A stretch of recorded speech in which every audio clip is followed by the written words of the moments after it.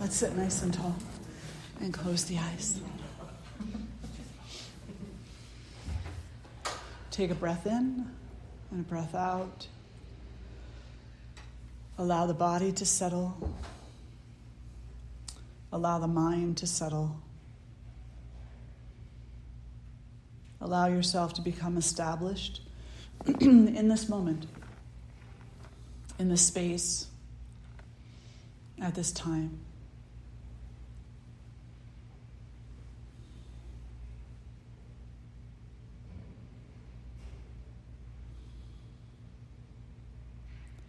And draw the hands together in front of the heart.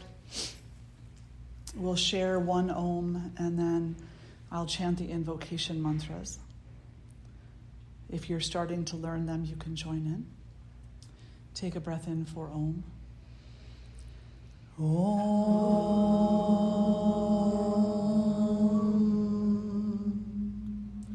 Shri Guru Bhyo Namaha Hari Om. Ganana Antva Ganapatigam Havamahe Kavin Kavinam Upamashravastamam Jesta Rajam Brahmanam Brahmanaspata Anafshrinvanuti Bisida Sadanam Mahaganapataye Namaha Prano Devi Saraswati Vajebir Vajini Vati Tinama Vitriyavatu Ano Divo Brahataf Parvata Da Saraswati Ajata Gantu Yagnyam Havam Devi Jujushana Gritachi Shagman Nova Chamushati Shrinotu Vagdevye Namaha.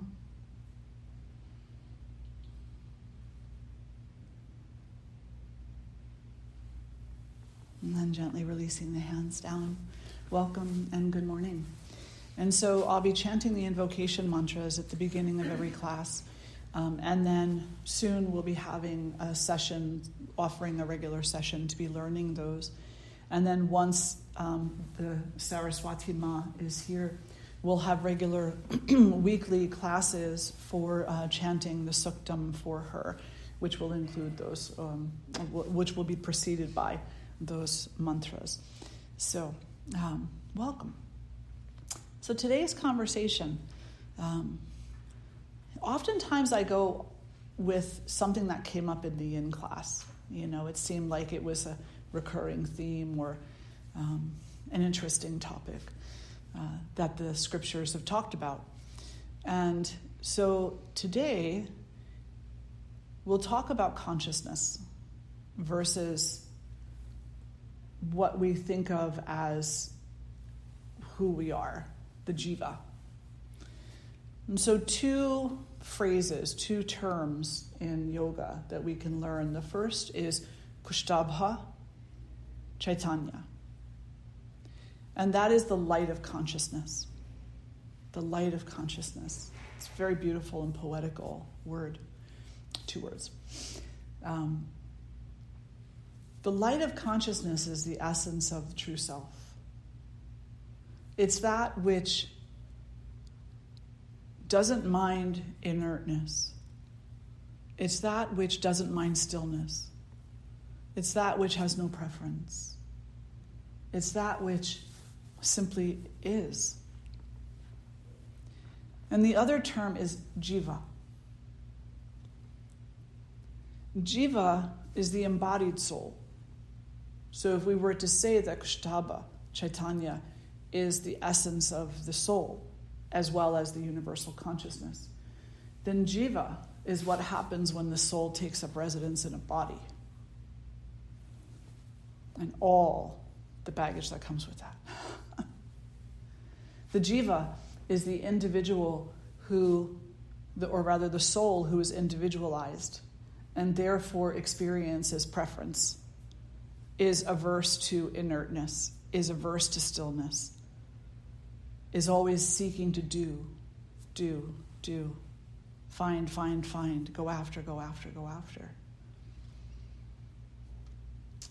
If you think about that dichotomy, which is truly only a dichotomy because humans made it one, in the bigger spiritual reality of things, there are no such dichotomies, but because we're having this human experience and we're trying to come to understand why we suffer, how we heal, what healing actually is, who am I, what is my purpose, we need to look at these things and recognize that within each one of us there is this light of consciousness, which for the purposes of this talk today we'll say does not mind stillness at all, and also does not mind movement, because it has no preference between the two.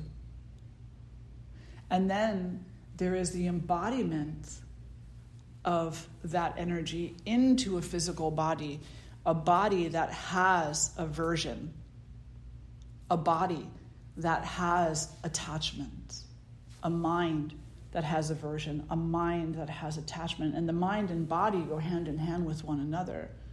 Because really, when we look at Kushtaba Chaitanya, at the light of consciousness, there's no mind there. There's no thinking mechanism saying, I like the color of this carpet, I don't like the color of this carpet. There's no mind there like that. But within this body, there seems to be a mind. There seems to be something that's constantly judging, constantly assessing, constantly collecting information, constantly trying to show that it has collected information and understood it, constantly doing. So we come to some kind of an understanding that we have these two really opposite essences existing in one human being.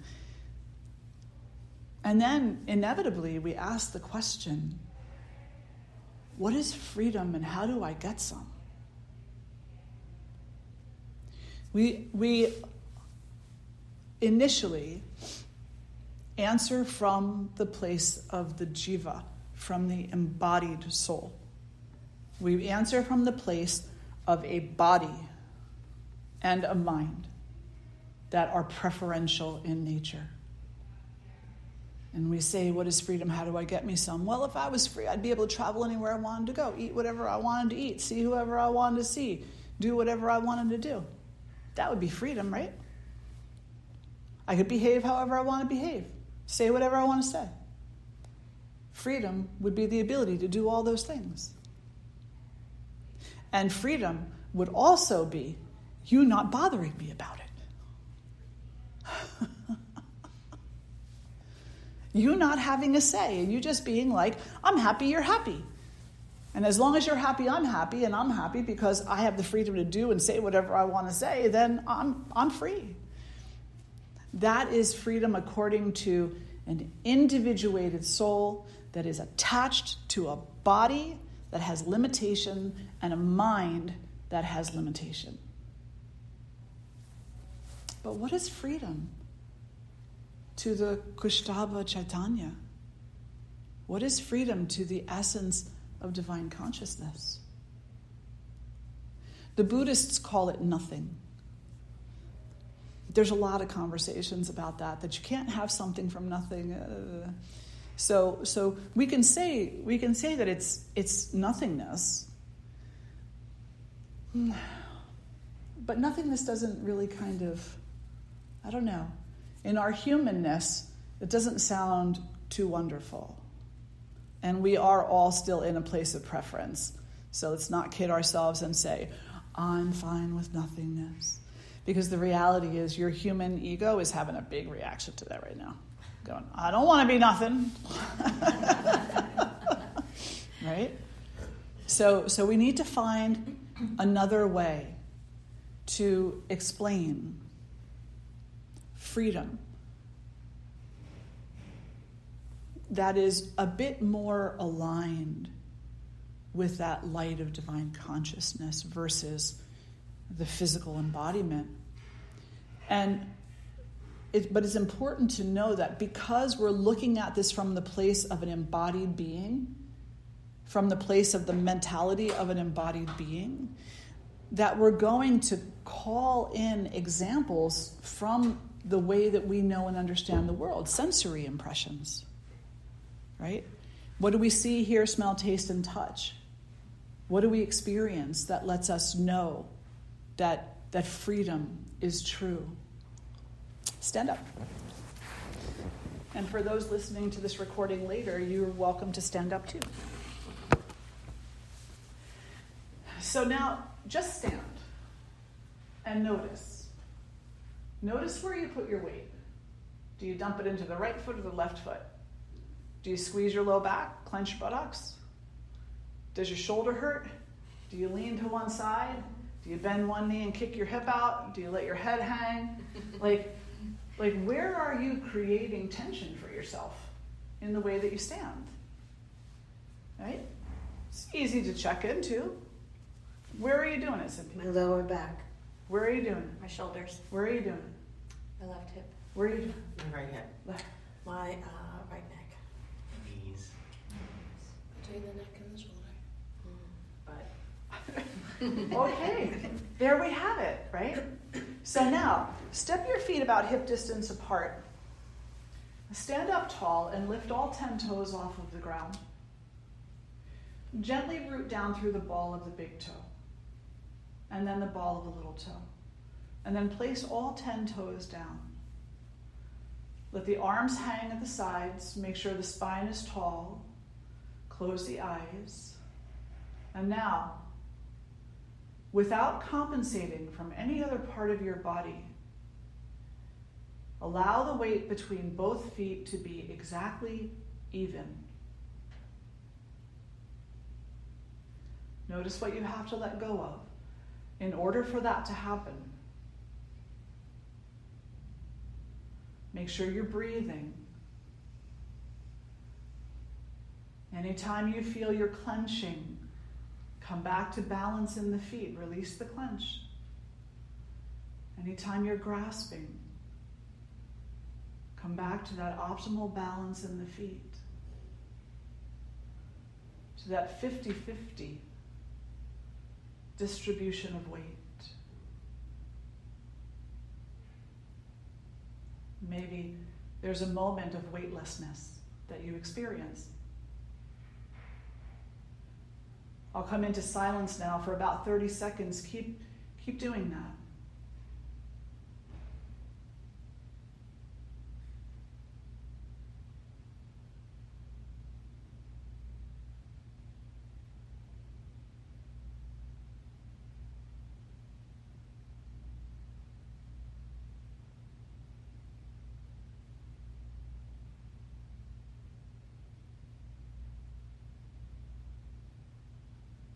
Now deepen the breath a little bit. And gently open the eyes. Has anything changed for you? Were you able to feel a little weightlessness? A little freedom? Yeah? A little bit? Doesn't have to be a lot, just a little bit. What did you have to let go of in order to feel that? Control. Control. What else? Grasping. What was that? Grasping. Grasping. Control, grasping, what else? A lot of fear. Fear. Absolutely. What else? The tendency to compensate. Have a seat. The tendency to compensate. So now you've done the standing experience. And you've shown yourself in a given moment that there can be more freedom in the body. There can be more freedom in the body. And generally what is standing in the way of that freedom is control, being a control freak, grasping, either by pulling toward or pushing away, fear, and the tendency to compensate for everything. The tendency to think that we have to compensate. I have a little discomfort in my left hip, so I'm going to shift my weight over to my right side. Only that makes it worse in the long run. So we've learned a really important lesson. We've learned that we actually can experience a little bit more freedom in the physical body.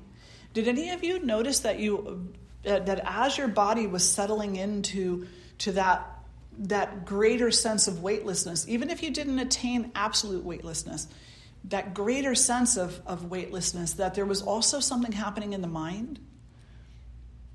What was happening in the mind? I was swaying. Yes, That's normal. this way.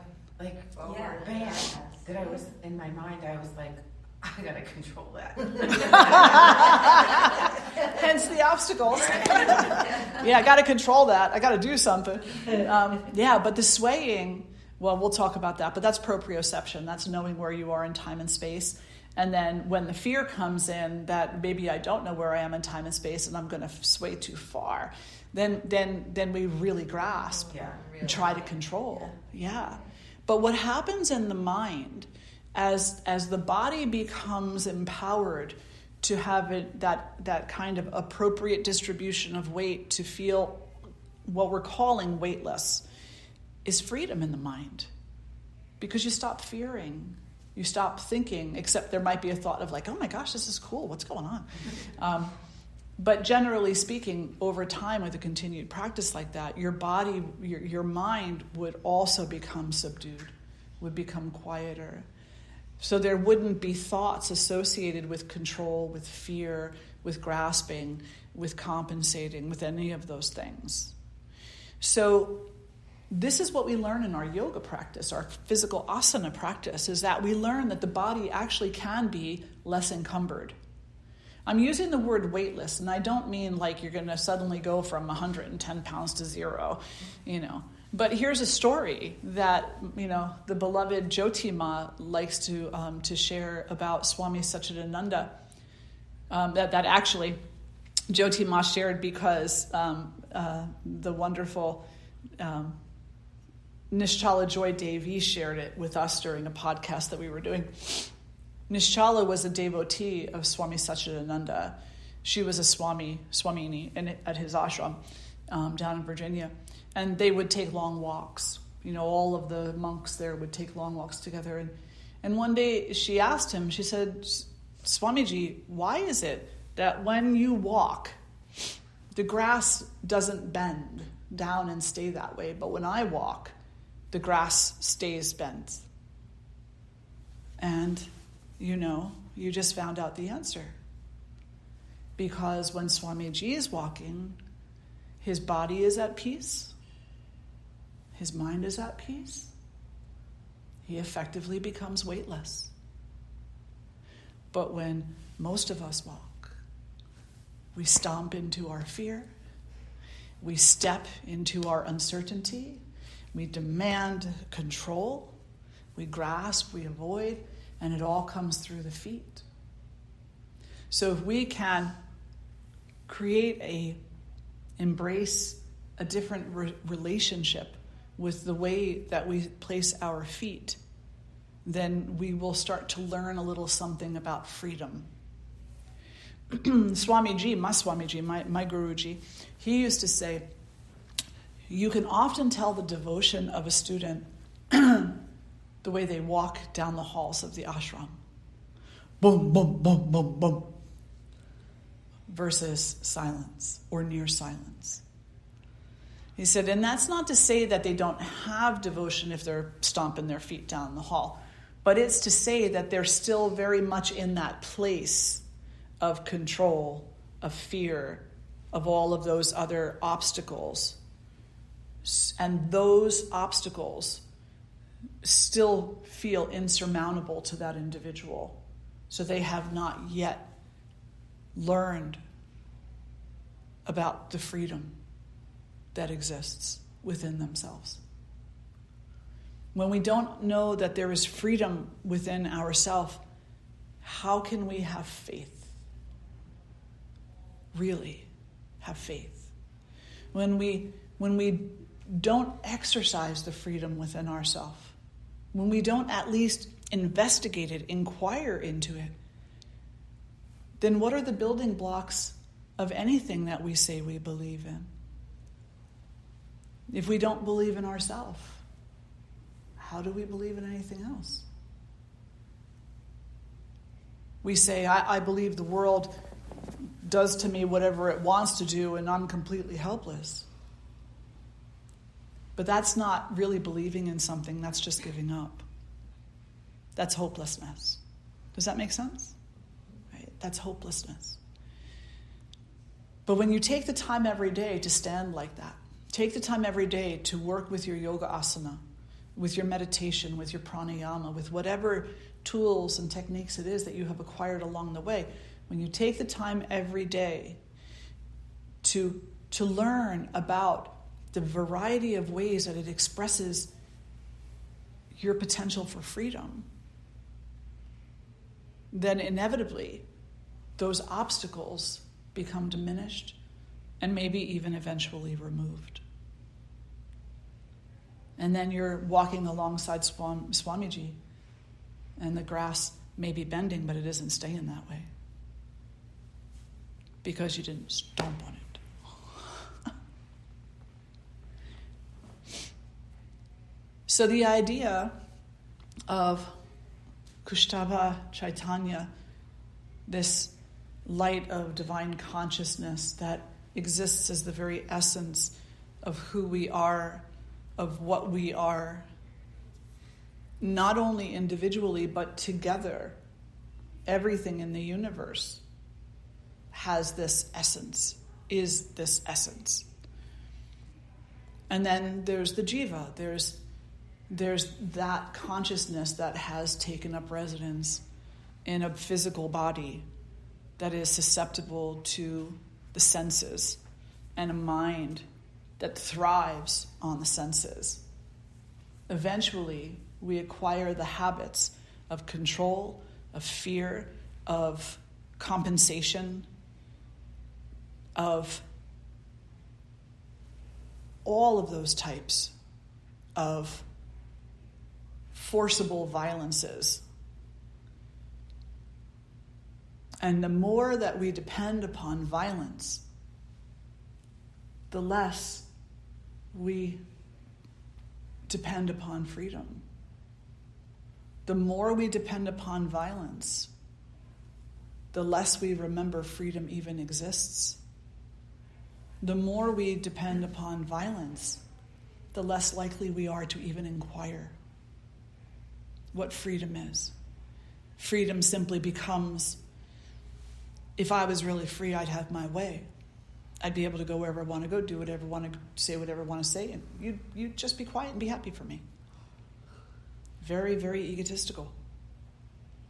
But it's not egotistical because a person is a bad person. That's not why it's egotistical. It's egotistical because the ego is a trap.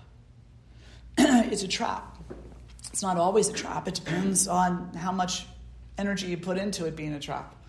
Right? The ego can also be really healthy. The ego is actually what calls you to inquire. You say, I'm sick and tired of suffering. I don't want to do this anymore. There's got to be a different way. Someone said yoga. Maybe I'll go give it a try. That's the ego longing to get away from all of the craziness and find something else. So the ego can be a really great tool. It can really be a wonderful resource when it's healthy. The problem is it's not healthy a lot of the time. It's not healthy a lot of the time. And as a result of that, we come into this really intense relationship with violence. And we say, well, I don't own a gun. I don't go around punching people. I'm not violent. But the reality is, when you look in the mirror, do you have negative thoughts about yourself? When you look at another person, do you have negative thoughts about them? Do you step on a spider instead of putting it outside or just leaving it alone? It'll find its way. What is it that is manifesting as violence in your life? Because guaranteed, everybody is violent. If you're in a human body, you're violent. If you're in a human body, you're bound to the limitation of the body and the dependency upon the five senses and the influence of an oftentimes unhealthy ego. All those things lead to violence. So we come to yoga and we start to inquire, I'm tired of the violence. What is freedom? I have these ideas about freedom, but I really want to know how to get it. I want to know how to get it. Can you give it to me? This is where we see many problems arise in the yoga world, many teachers who end up being these charismatic abusers, because the students come to class from a place of, oftentimes, not always, but oftentimes from a place of an ego that has been wounded, injured, harmed, that is not entirely healthy. And they think the teacher can give them something, and the teacher on some level knows that and then uses that.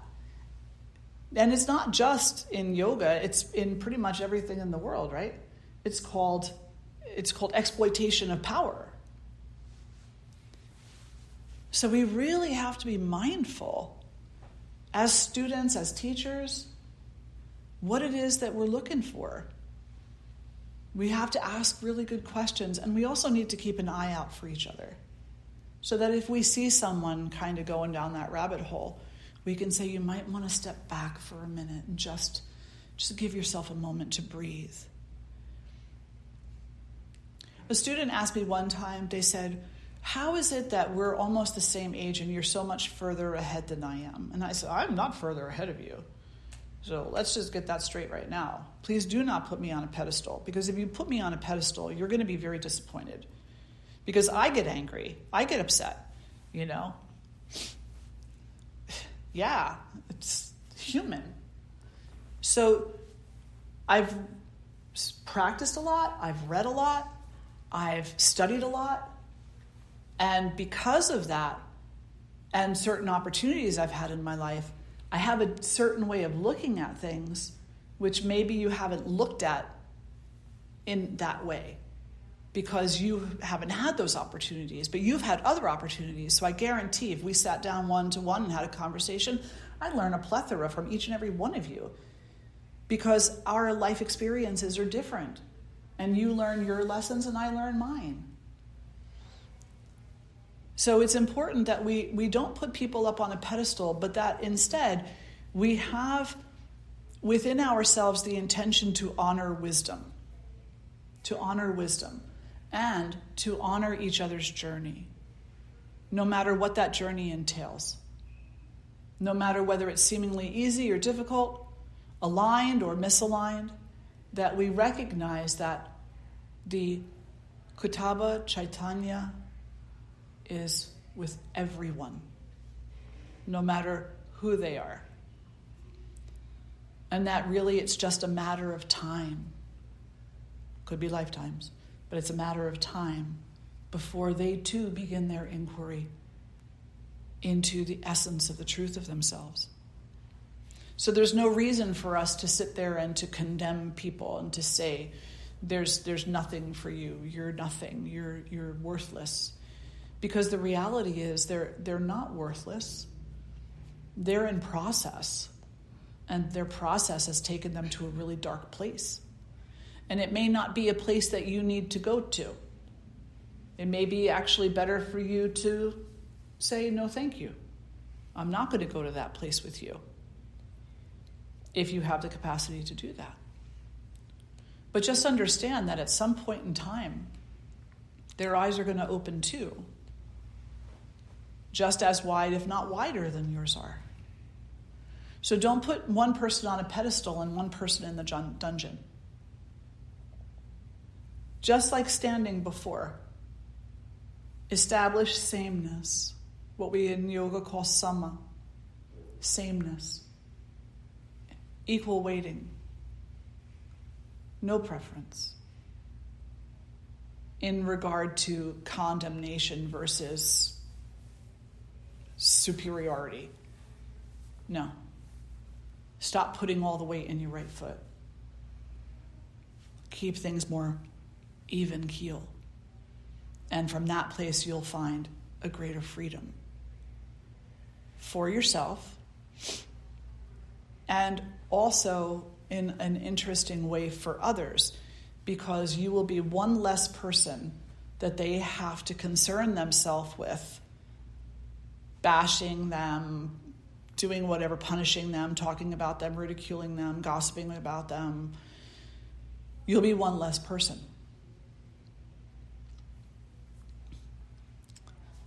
And I just want to be clear that in this conversation,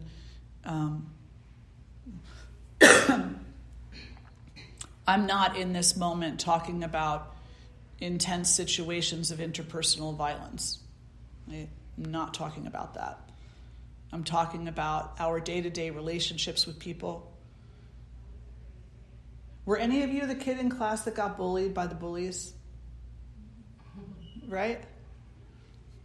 And how many nights did you spend sitting there wondering, why do they say that stuff to me? Why do they hurt my feelings that way?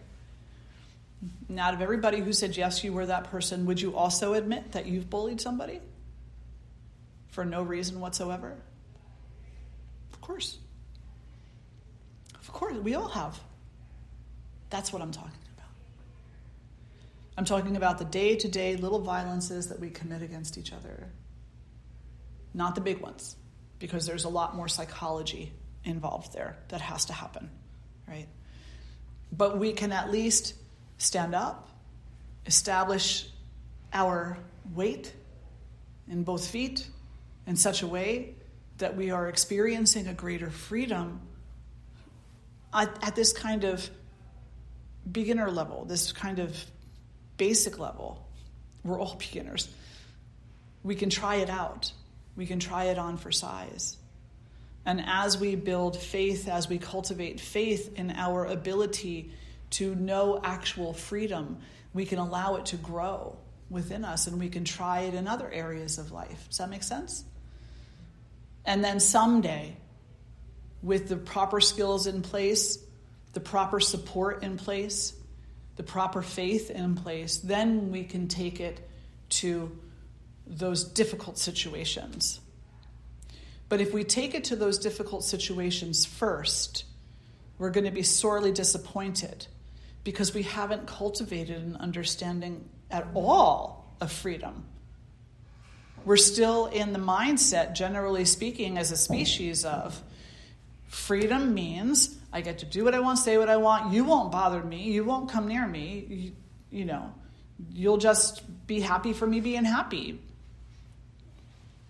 And as long as any version of that is the place that we're coming to, then we are not equipped to tackle the bigger issues in our life. We're ill-equipped. And that's why counseling takes so long. With my own trauma, I was in and out of counseling 15 years, and I would still go back. If things started coming up again for me, which I don't sit here and fool myself and say, oh, I'm done, I'm healed from that. No, I'm sorry.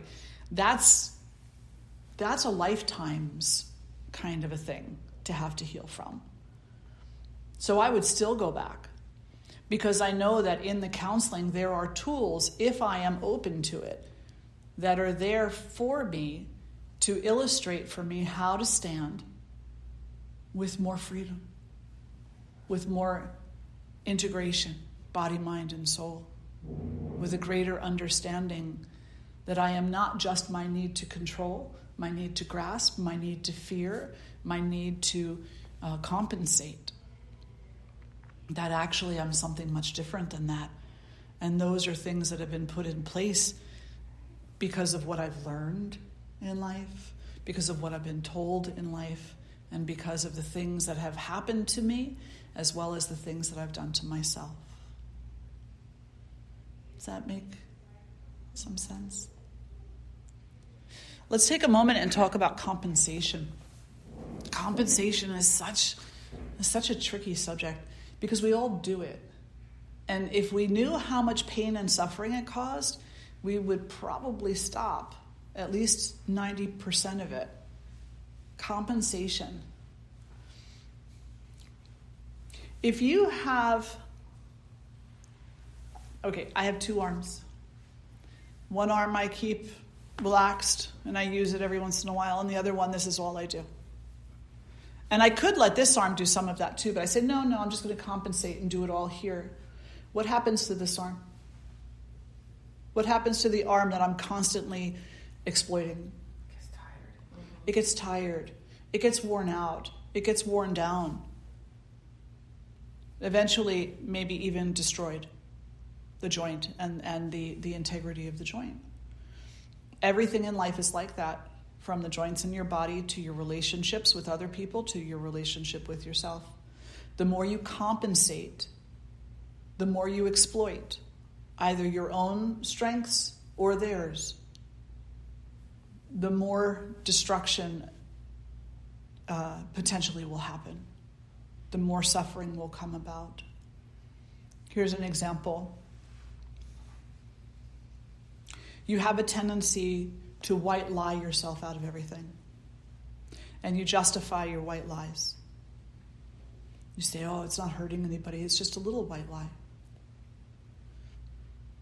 But then you've got to make up more lies to make that little white lie viable. And you're thinking to yourself more often, oh, what was the original thing that I said? Oh, what if they find out? What if they find out that I'm a liar? Are you a liar? Or did you just tell a white lie? Two different things. But now you've called yourself a liar. And the unhealthy ego is going to grab onto that and say, oh, weakness. All right, let's use that against you.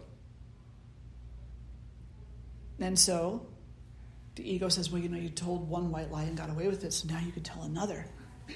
And then another and another. And eventually, everything becomes an exaggeration, an over-exaggeration or an under-exaggeration. Most things, I won't say everything. Most things become that. And then pretty soon we're just confused because we don't even know how to explain things anymore. We don't know how to express things anymore. We don't know how to put a name to it. Instead, we say, well, I'm worried Kelly's not going to like me anymore if I'm upset, so I'm not going to say I'm upset. I'm just going to say, I'm just tired. And I'm afraid, that Savannah's going to think that I'm a bad person if I'm angry, so I'm not going to say I'm angry. I'm just going to say, I just didn't sleep well last night. Pretty soon, the lies are coming into ourself, right? And we forget. We don't even know we're doing it. We don't even know we're doing it.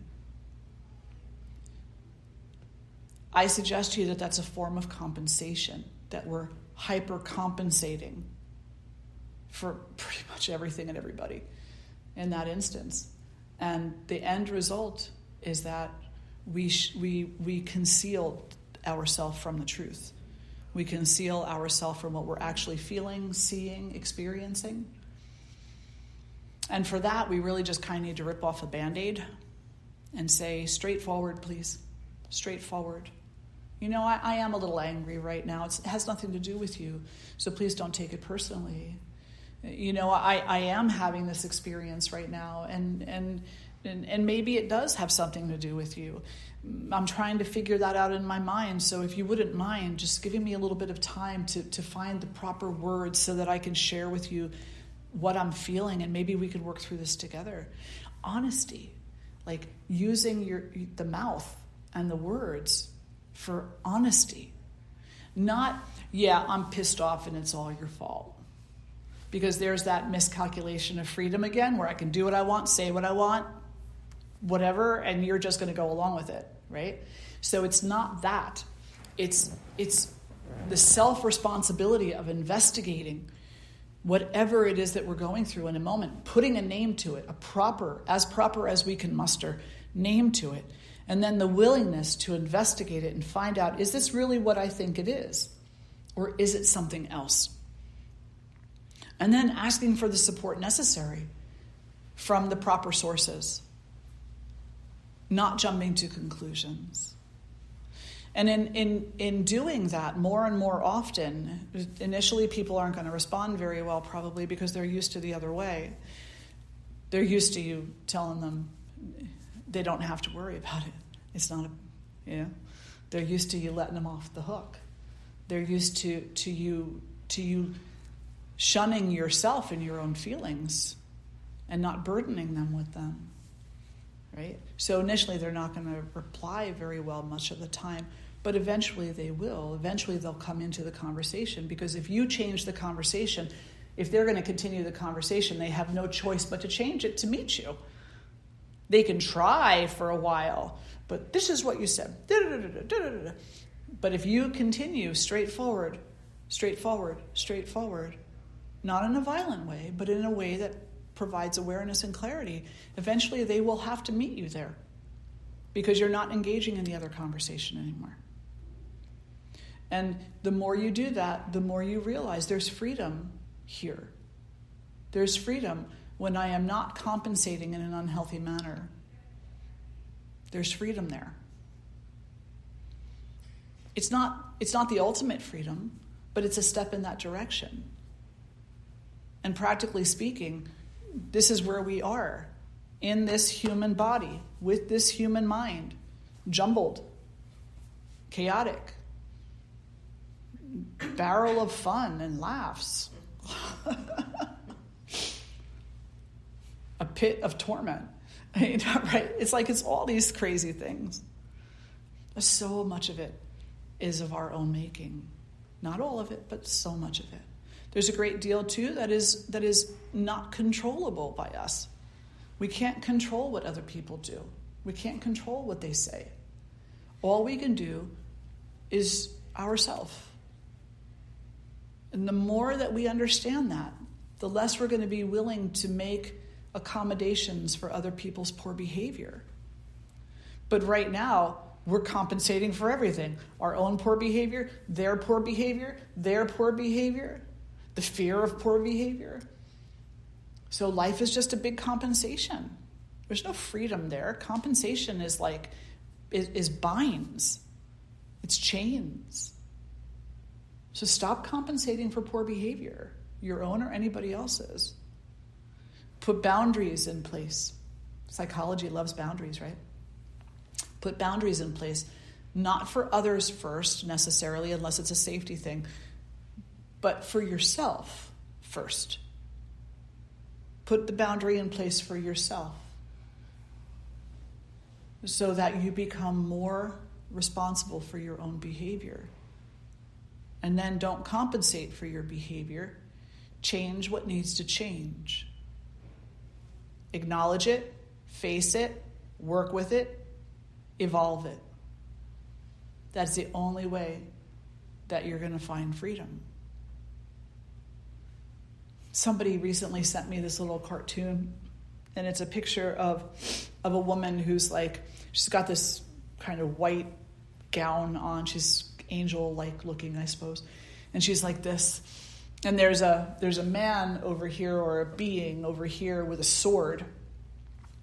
And she's saying, I just want things to change. I want to be happy. And he's got the sword, and he says, then you've got to make some changes. So the sword is the symbol of strength and fortitude. She says, yeah, but I don't want to do that. I don't want to do it that way. No. I just want it to be. I mean, yoga talks about just being, right? Well, can't we all just be? No, not until we do our work. Not until we do the work. Sometimes those phrases are just so contorted. Just be. It doesn't mean just shirk your responsibility for self-change. No. It means learn what it means. It means investigate your life, find out the areas where you're inflicting violence on yourself and others, where you are ignoring peace, where you are avoiding freedom, where you are compensating in ways that are unhealthy. Make those changes, and then notice how quietly you can sit in meditation. Meditation is difficult for the mind that is disturbed, and most minds are disturbed. Meditation is not difficult for the mind that is not disturbed, or that is less disturbed. But in order for the mind to be less disturbed, you have to investigate what's disturbing it, and then make changes. Any questions or reflections? Yes? I wanted to know more about the swaying. Grasping a little, are we, Noel? So the swaying, there's this, it could be two things, and really they're both related. It could be that you're physically swaying from side to side and that's your inner intelligence trying to compensate, trying to strike a balance, but it's not finding it for whatever reason. So remember, do you remember when you started writing? Remember the first time someone gave you a pencil and told you to write the letter A? Did you know how to write the letter A? Or did your A look like a blob and a dot on the paper and a broken tip of a pencil, So the body, when you say to the body, look, for however many years I've been alive, I've been a bend my left knee and kick my right hip out kind of girl, okay? And now stand tall and have even weight in both feet. And the body's like, what the hell? What are you asking me to do?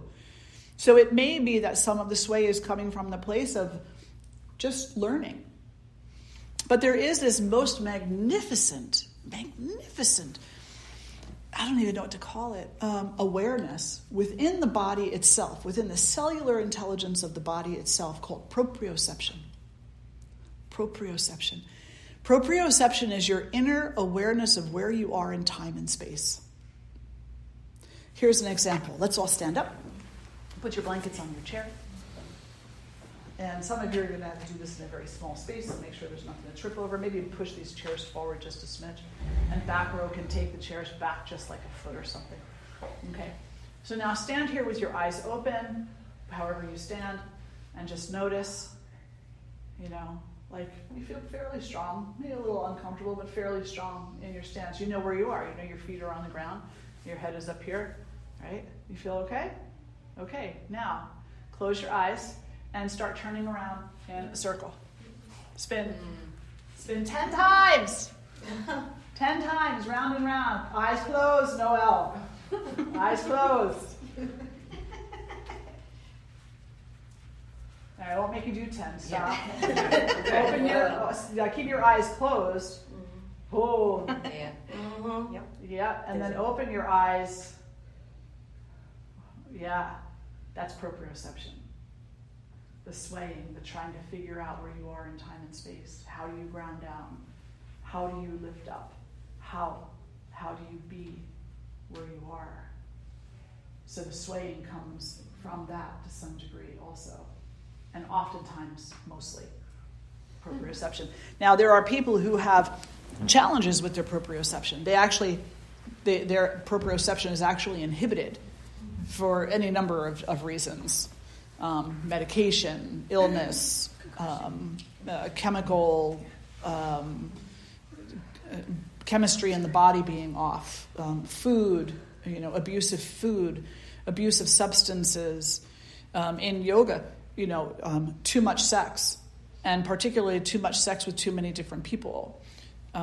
Violence will throw your proprioception off too.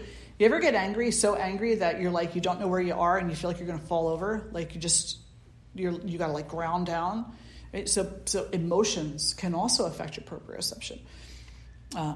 It's a very important thing to have, and it's something that your yoga practice can support you with greatly, as long as I said in class this morning, you're not taking a shower and then going and rolling in the mud, right? You take the shower of your yoga class, your practice, whatever your sadhana happens to be, and then you carry those benefits forward in a way that honors those benefits. If you, this is just an example, this whole alcohol and yoga thing, you can probably see that I'm getting tense. So, yeah. Alcohol and yoga do not go hand in hand with one another. I don't care what anybody says. And the reason why is because you come to a yoga practice and you clean your body out. You're starting to clean it out. You are putting pressure on the lymph nodes and having them do their job of moving lymph through the body. You are supporting the heart and having greater circulation of blood. You are working with the joints of the body. You're detoxifying through deeper breaths, oxygenating through deeper breaths, doing all this wonderful work. And then at the end, they hand you a martini. And it's what the hell is the matter with you?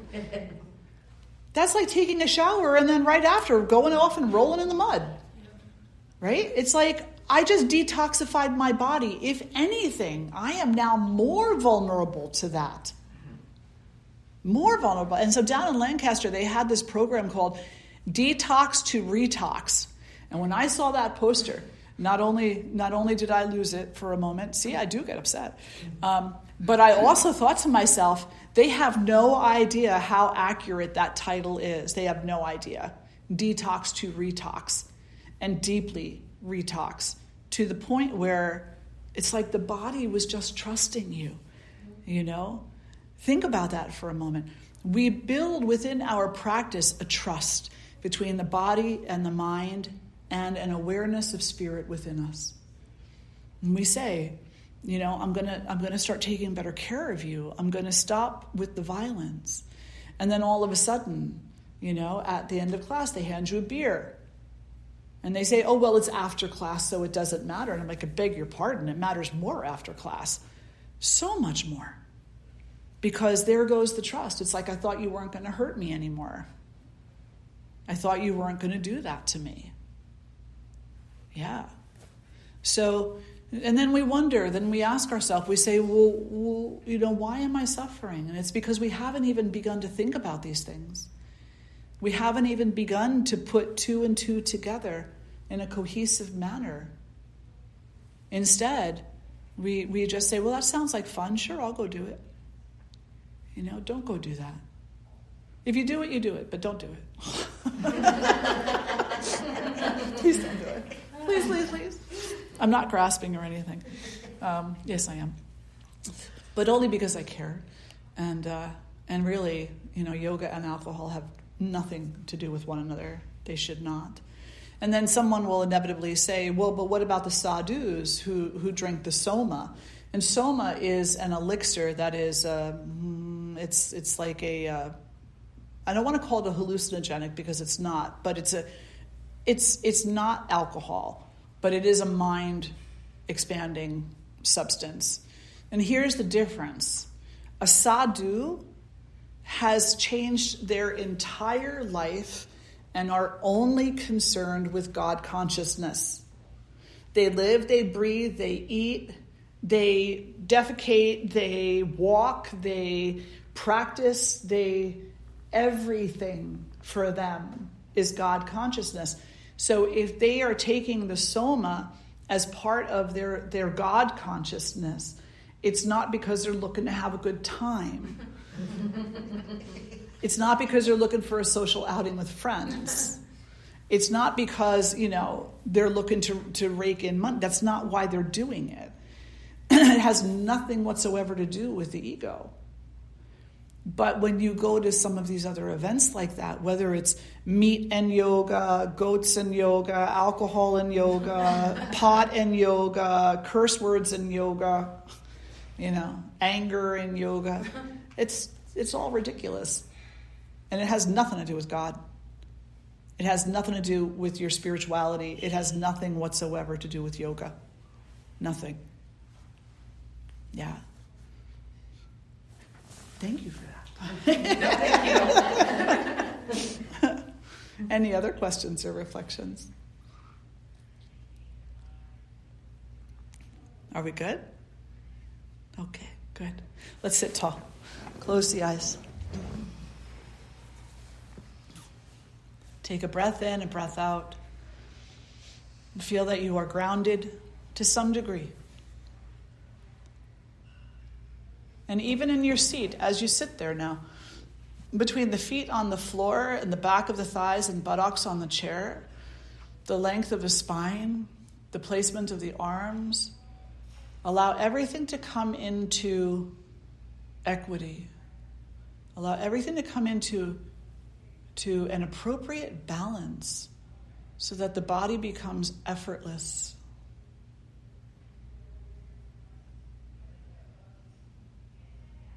Strong, but effortless.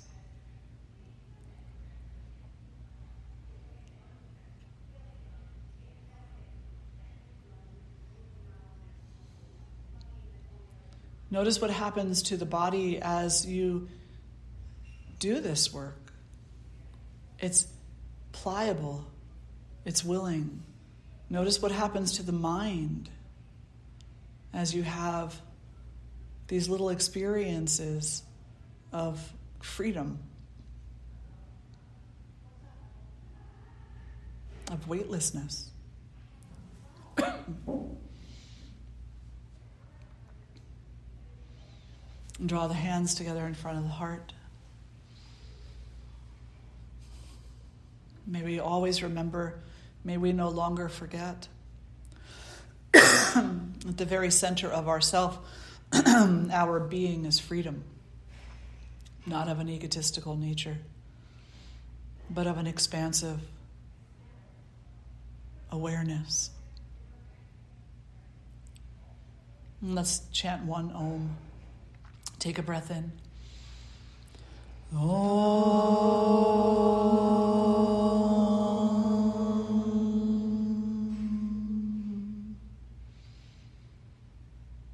May we always remember to seek a greater freedom for ourselves and for all other beings, so that suffering in this world as we know it diminishes and is eventually removed. At least the unnecessary suffering. Om Shanti, Shanti, Shanti. Thank you all so much for being here today. So good to gather with each and every one of you. They're serving brunch, so if you haven't eaten yet, it looks really wonderful. So enjoy and give the kitchen staff some love. They work so hard for you and for me. And I will see you next week. Wonderful. Thank you all. Thank you. Very welcome. Swamini,